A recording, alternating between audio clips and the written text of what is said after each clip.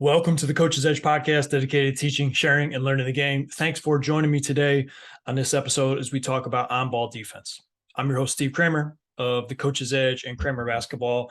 And over the summer, we talked a ton about shooting the rock. And rightfully so. Shooting is maybe never been more important than it is now in today's game. But my bad. We have not talked enough about the other side of the ball in the past few months. And so that's why I wanted to do a couple episodes actually really pinpointing how you can evaluate your players as tryouts come around, the beginning of the season comes around, regarding on-ball defense in this specific episode. And if you are a player, I'd highly encourage you to listen all the way through to this episode as well, because I think it's going to give you some great pointers of some things that you can do better when you're guarding the ball.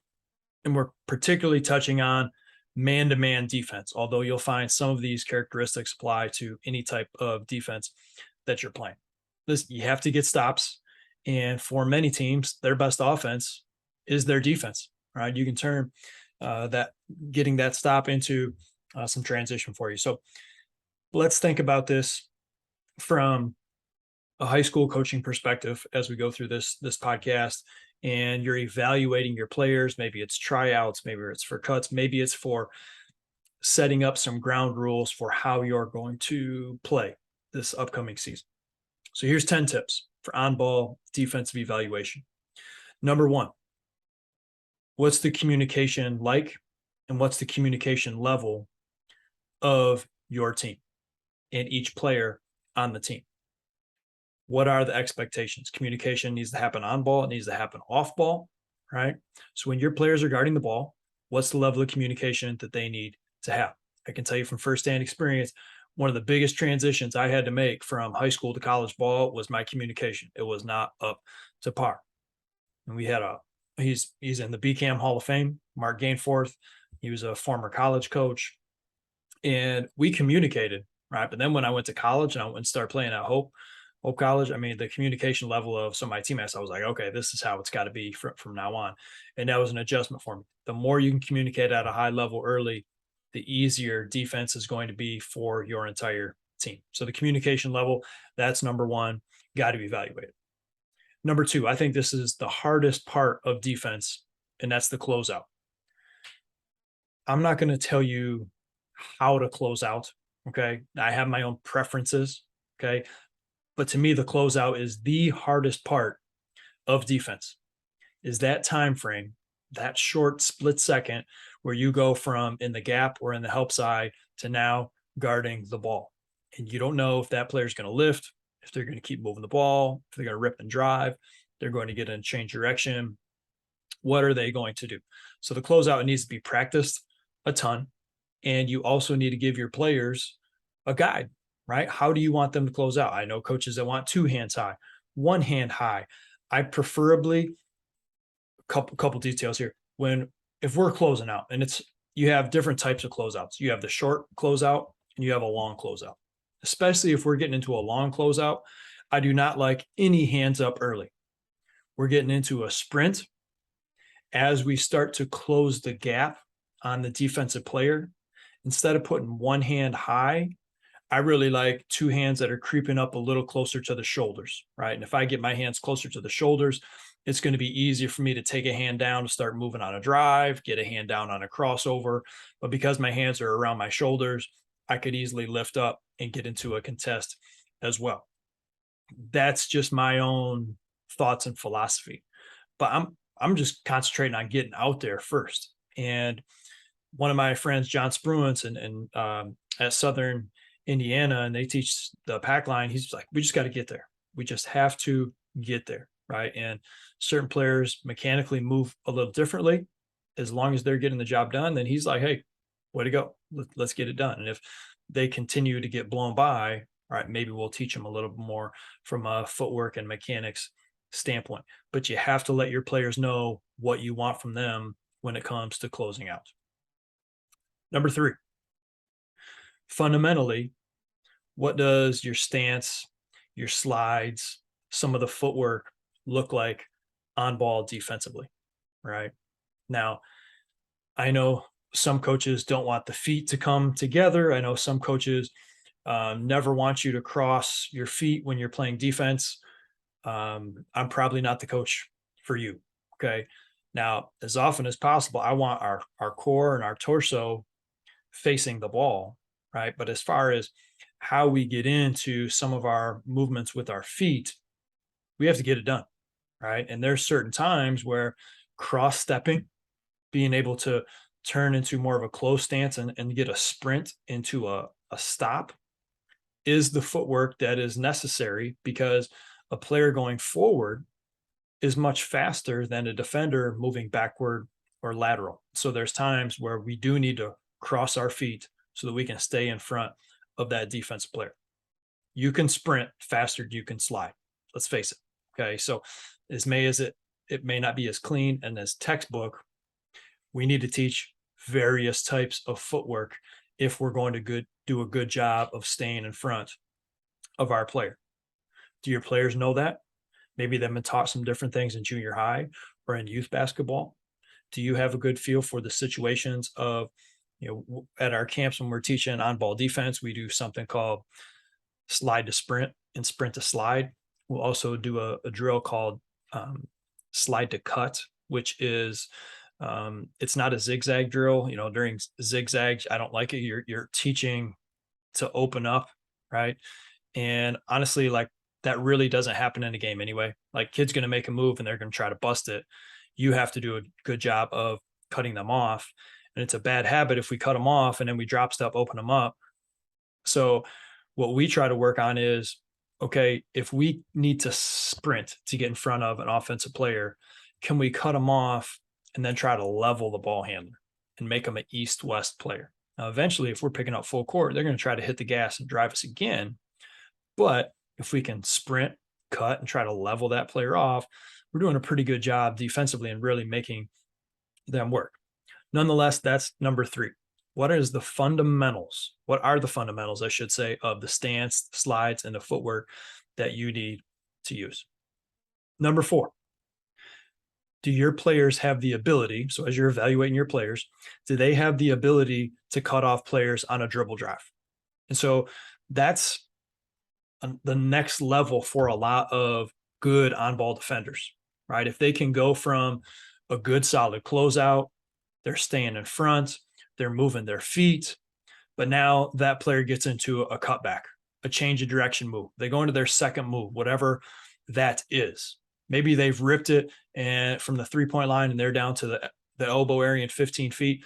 Does your player have the ability to cut off that dribble drive once that offensive player, they had previously gained some type of an offensive advantage? And if you have defenders that can do that on ball, that's huge. And that means you're going to have to rely on less gap and less help side defense, because you're really doing a nice job on the defensive on ball aspect of it. So that's something that we want to evaluate with players. They may do all those first phases right. Does your player have the ability, right, to be able to take a cutback or a change of direction, a secondary move from the offense player and still stay in front? That's huge, huge, huge. Number 5, how do we stop the basketball in transition? Okay. So we're evaluating how our players stop the basketball in transition. But in order to do that, we need to make sure that we're teaching our players, how do you want them to pick up in transition? Do you want them to force to a certain side? What is the level of the pickup in transition? Is it half court? Is it maybe a third court? Is it even back to, the just above the 3-point line area? What does that look like? Because your players may have the ability to pick up in transition, but if they don't know what you want, right, then everybody's hurting.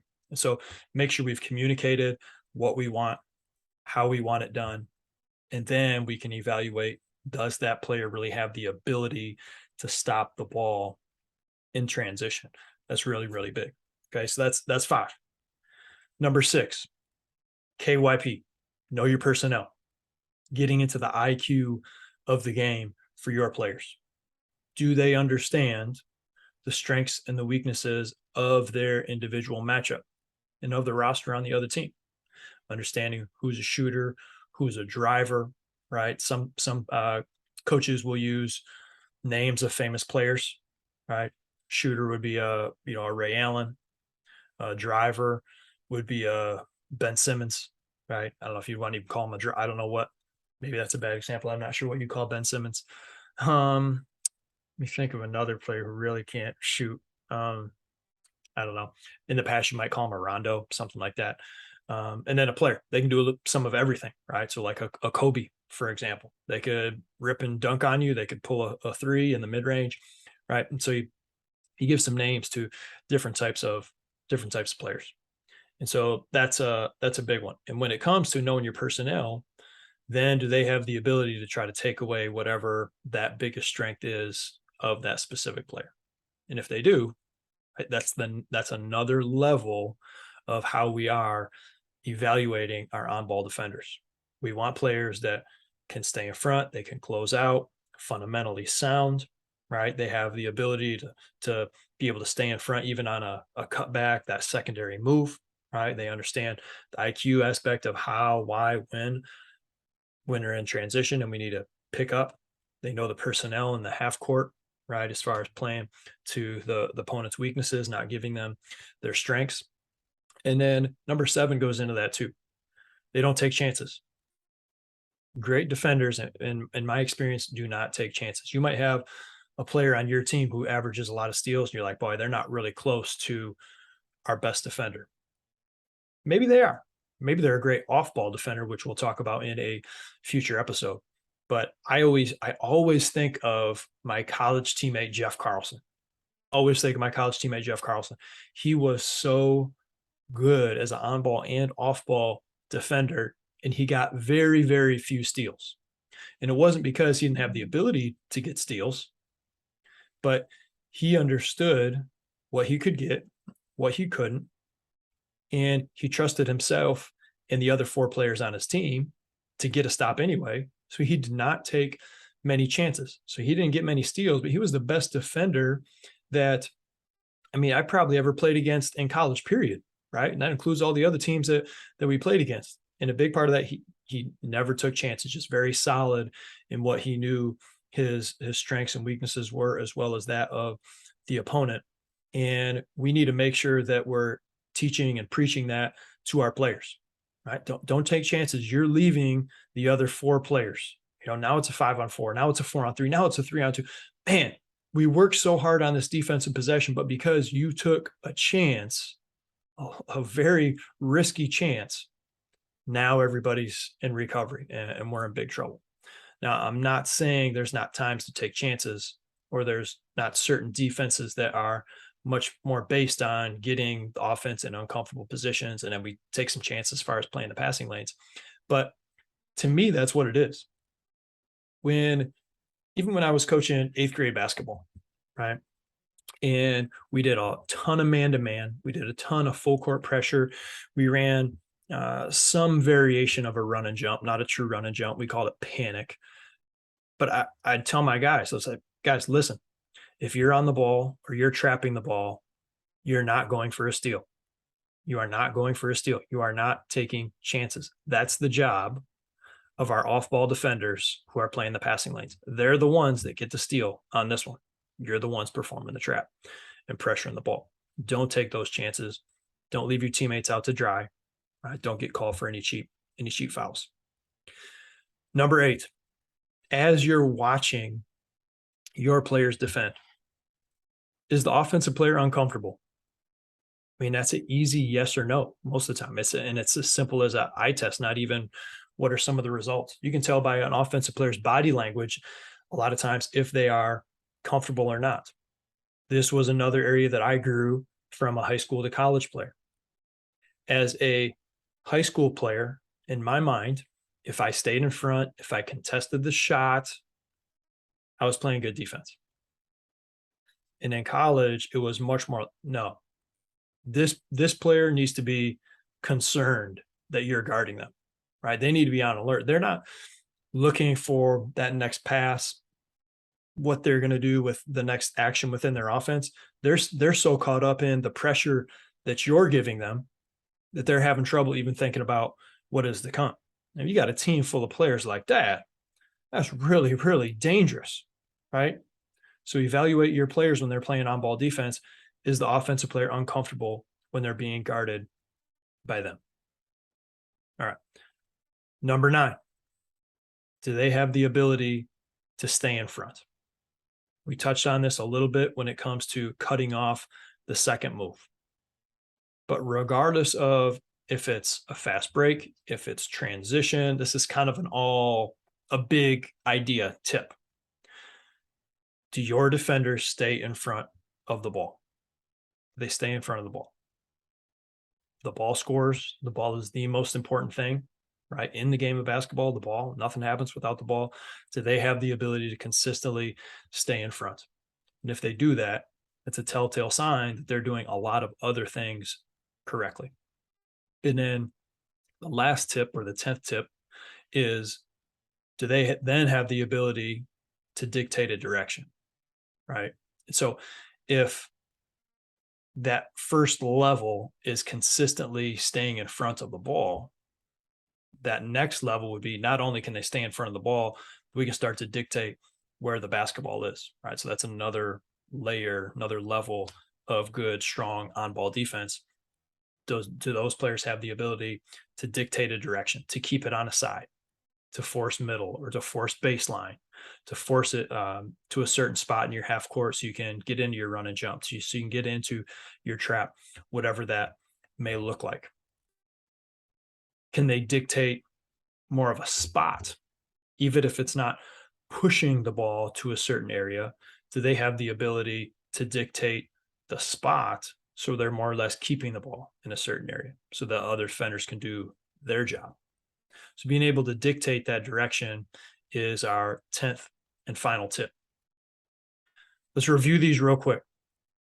1, communication level. 2, the fundamentals, right, of the closeout. That's the hardest part of defense, in my opinion, is the closeout. So are we teaching that, and do players have the ability to get a good closeout in, right? To take that first option away is huge. Number 3, what's the fundamentals of the closeout, the stance, the slides, the footwork that we want to have? Number 4, do they have the ability to cut a player off on that drive or their second move? Again, if they rip it and get to the elbow and then they cut back and change direction at the elbow, do they have the ability to still stay in front? That's huge. Number 5, are they stopping the ball in transition? Make sure we're teaching that. Number 6, know your personnel. Do they have the ability to take away the strength of that offensive player? Number 7, don't take chances. Again, shout out to Jeff Carlson if he's listening. Number 8, is the offensive player uncomfortable when they're being guarded? It's a huge thing, right? It's not good enough to simply stay in front. We want to take it next level. Are they uncomfortable, right? So we're kind of going backwards here. And the biggest idea as far as on-ball defense as we wrap it up, number 9, staying in front. Staying in front. And if we can start to say, do they stay in front in all these different areas? We're doing really well. And then that next tier, are they able to dictate directions with the ball handler, or able to dictate spots or space with the ball handler? We have multiple defenders. We're going to have an amazing defense. 4 or 5 out there at a time that can do this. You have an amazing defense, and you're setting yourself up for success. Okay.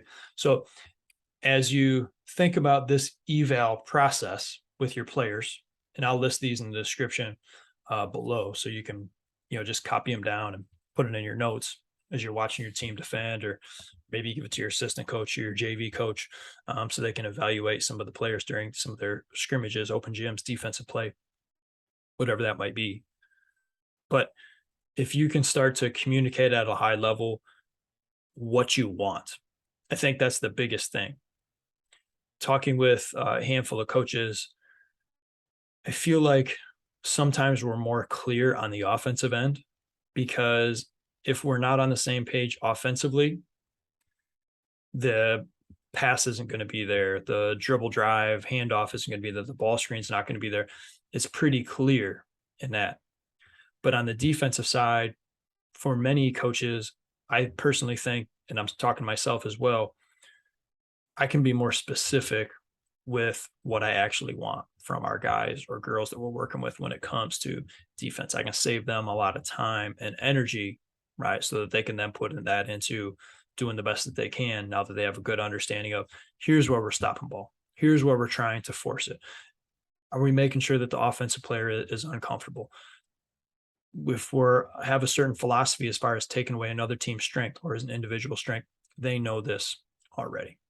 We can do those things. I think we're setting ourselves up for success in the long run. And, as the season gets ready to kick off, it's really important that we're setting ourselves up with some of these foundational concepts instead of setting ourselves up to win the battle, right? You want to win the war, not the battle, so to speak, right? And so set yourself up for long-term success by holding true to some of your foundational beliefs when it comes to on-ball defense, whatever they might be, right? Thank you for listening to the Coach's Edge podcast. I certainly appreciate you. I hope you thought this was helpful. If you want some help this basketball season, sign up for our membership. It's coachesedge.coach. You will not find another online resource for coaches that combines the resources through the website as well as the personal touch, the personal communication of how we consistently work with our coaches. We watch game film of our teams during the season, at least 2 game films of our Coach's Edge members. We touch base with them weekly through email. It is not an approach where, hey, you bought our membership, thanks, hope you enjoy it, have a nice life.